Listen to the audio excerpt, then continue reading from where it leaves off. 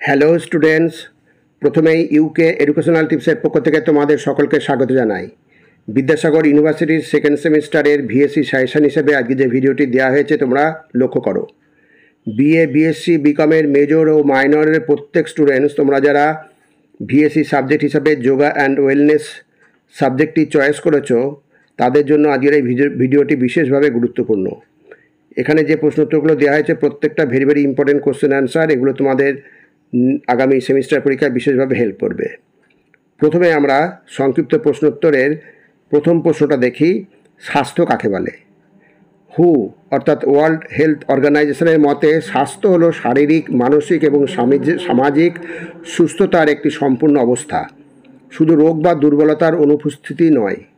অর্থাৎ স্বাস্থ্য শুধু শরীরে কোনো রোগ না থাকা নয়।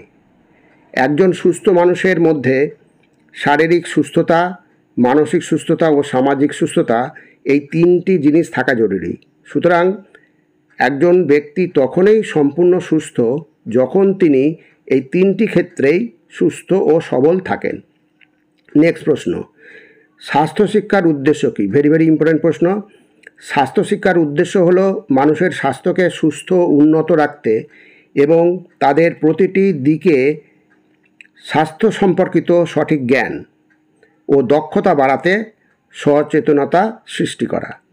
নেক্সট, স্বাস্থ্য শিক্ষার নীতিগুলি কী কী?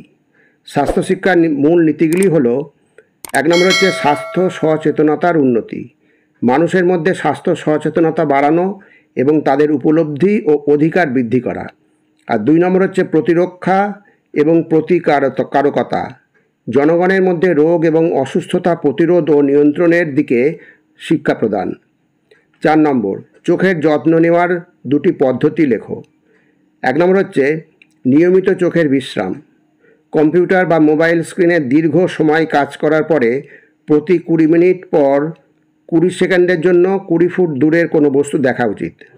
আর 2 নম্বর হচ্ছে সঠিক পুষ্টি গ্রহণ, চোখের সুস্থতার জন্য ভিটামিন এ সমৃদ্ধ খাবার খাওয়া উচিত। নেক্সট, পরবর্তী 5 নম্বর প্রশ্ন, কানের যত্ন নেওয়ার দুটি পদ্ধতি লেখো। 1 নম্বর হচ্ছে অতিরিক্ত শব্দ থেকে রক্ষা করা, উচ্চ শব্দ বা দীর্ঘ সময় ধরে উচ্চ শব্দের পরিবেশে থাকলে কানে ইয়ার প্লাগ ব্যবহার করা উচিত। 2 নম্বর হচ্ছে নিয়মিত পরিষ্কার রাখা, কানের বাইরে নিয়মিত পরিষ্কার রাখা, তবে কানের ভিতরে কোনো বস্তু ব্যবহার না করা যাতে কানের ভিতরে কোনো অংশ ক্ষতিগ্রস্ত হয়। নেক্সট, 6 নম্বর, ত্বকের যত্ন নেওয়ার দুটি টিপস লেখো। ত্বকের যত্ন নেওয়ার দুটি টিপস হলো, 1 হচ্ছে নিয়মিত ত্বক পরিষ্কার রাখা এবং 2 হচ্ছে ময়েশ্চারাইজারের ব্যবহার করা। 7 নম্বর, দাঁতের যত্ন নেওয়ার দুটি টিপস লেখো। দাঁতের যত্ন নেওয়ার দুটি টিপস হলো, নিয়মিত দাঁত ব্রাশ করা উচিত এবং ডেন্টিস্টের কাছে নিয়মিত পরীক্ষা করা। প্রত্যেকটা প্রশ্ন ভেরি ইম্পর্টেন্ট। নেক্সট হচ্ছে মুখমণ্ডলের যত্ন নেওয়ার দুটি টিপস লেখো। মুখমণ্ডলের যত্ন নেওয়ার দুটি টিপস হলো, নিয়মিত মুখমণ্ডল পরিষ্কার রাখা এবং সানস্ক্রিন ব্যবহার করা। এই প্রত্যেকটা প্রশ্ন তোমরা গুরুত্ব সহকারে তৈরি করে নেবে। এবার হচ্ছে 9 নম্বর, ইউনিসেফ এর কার্যক্রমের দুটি উদাহরণ দাও। ইউনিসেফের কার্যক্রমের দুটি উদাহরণ হলো, 1 হচ্ছে পোলিও নির্মূল টিকাদান কর্মসূচি পরিচালনা এবং 2 হচ্ছে শরণার্থী ও বাস্তুচ্যুত শিশুদের সহায়তা প্রদান। 10 নম্বর, ইউনেস্কোর পুরো কথাটি কী? ইউনেস্কোর পুরো কথাটি হলো united nations educational, scientific and cultural organisation. Next প্রশ্ন, ইউনিসেফ এর প্রধান 3টি উদ্দেশ্য কী কী? ইউনিসেফের 3টি উদ্দেশ্য হলো, 1 হচ্ছে শিক্ষার সুযোগ বৃদ্ধি, শিশুদের জন্য মানসম্মত শিক্ষা নিশ্চিত করা এবং স্কুলে ভর্তি ও নিয়মিত উপস্থিতি নিশ্চিত করা। আর 2 হচ্ছে শিশুদের স্বাস্থ্য ও পুষ্টি উন্নয়ন, শিশুদের স্বাস্থ্য পুষ্টির মান উন্নয়নে সহায়তা করা। আর 3 নম্বর হচ্ছে শিশু সুরক্ষা, শিশুদের প্রতি সহিংসতা, শোষণ ও নির্যাতন থেকে রক্ষা করা। নেক্সট, পরবর্তী প্রশ্ন হচ্ছে 12 নম্বর, ইউনিসেফ এর পুরো নাম কি? ইউনিসেফের পুরো নাম United Nations international children's emergency fund. United Nations international children's emergency fund. পরবর্তী প্রশ্ন, আইসিডিএস এর পুরো কথাটি কী? আইসিডিএস এর পুরো কথাটি হলো ইন্টারন্যাশনাল চাইল্ড ডেভেলপমেন্ট সার্ভিসেস। খুব ভালো করে খেয়াল রাখতে হবে, ইন্টারন্যাশনাল চাইল্ড ডেভেলপমেন্ট সার্ভিসেস। তারপর হচ্ছে MHFW, এর পুরো নাম কি? MHFW এর পুরো নাম হচ্ছে ministry of health and family welfare. Very very important প্রশ্ন, যে কটা ফুল ফর্ম দিলাম প্রত্যেকটা ভেরি ভেরি ইম্পর্টেন্ট, অর্থাৎ খুব গুরুত্ব সহকারে তৈরি করবে। ICDS এর দুটি উদ্দেশ্য লেখো।